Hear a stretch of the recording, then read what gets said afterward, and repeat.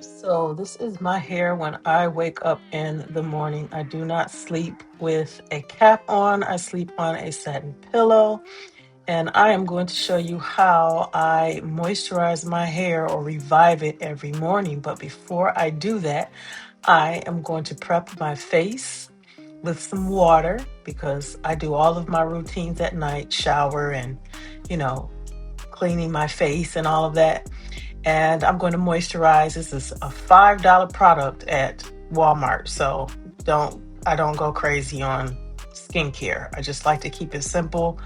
I think my skin just needs moisture. That's all it needs. So I prep in the morning with water and a really good moisturizer. And this has been the best for me so far. How many of you knew that ear itching was a sign of perimenopause? But anyway, Fit Me by Maybelline concealer. I used to use this when I was in Florida. I'm in North Carolina at the moment, and it used to burn my eyes.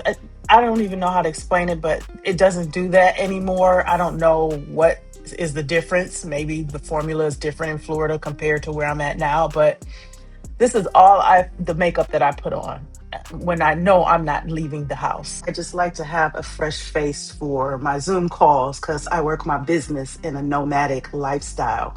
And this is my trick. I use a clothing steamer.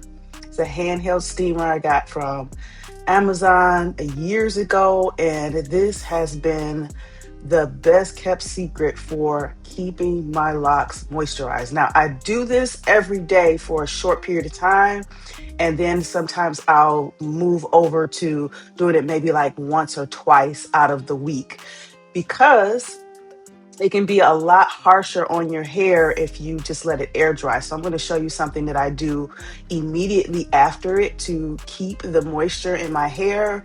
I use a light oil, and this is what I use to massage my scalp, especially my hairline, because I have a very thick hairline. This is how I keep up with it. It usually gets very itchy in that area. So the oil helps. And then I push a lot of that into my hair. And this is how I revive my hair every day. I do let it air dry a little bit, and my hair just feels so soft. It's so manageable. And to be honest, I'm ready to cut it. I'm ready to cut it again. So maybe that's probably the next video that you will see where I'm going to shape it up a little bit, even though it does look nice. And that is pretty much it. I have to go, and my husband says hi.